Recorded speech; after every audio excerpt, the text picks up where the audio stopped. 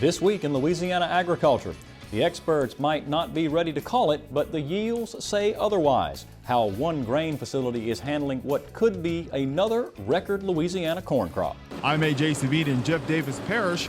I'll show you how this year's rice harvest is coming along. That story just ahead.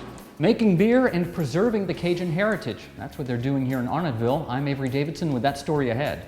Hello everyone, I'm Michael Danna. Thanks so much for joining us on this week's program.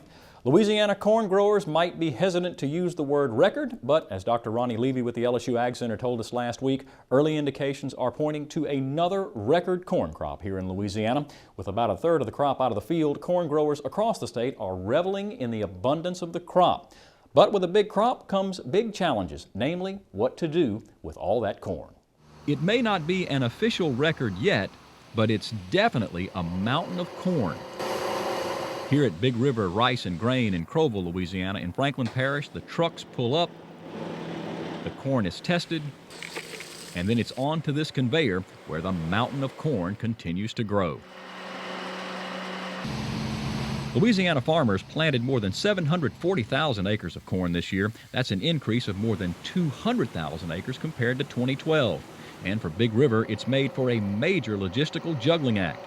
The corn is coming in faster than it can be processed. With some Northeast Louisiana farmers averaging 200 plus bushels per acre, there's just not enough corn infrastructure to handle it all. There's a lot of waiting in line and a lot of waiting in the field for the trucks to get back, but the yields are very good, very blessed. Everything's looking good. The farm community can outpace almost any elevator, and we're certainly in that group.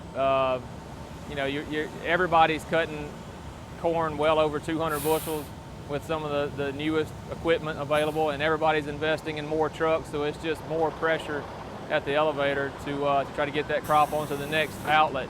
He is on fire.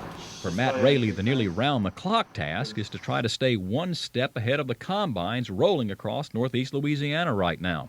The line of corn haulers never stops. It's 15-hour days for his employees as they hustle to get truckers in and out of the elevator, and the corn continues to pile up.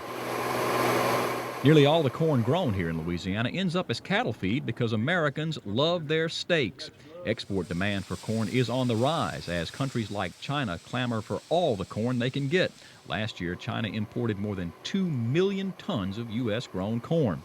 But something unusual is happening to Louisiana corn this year. Instead of being shipped down the Mississippi for export, a large percentage is flowing back upstream to the Midwest Corn Belt.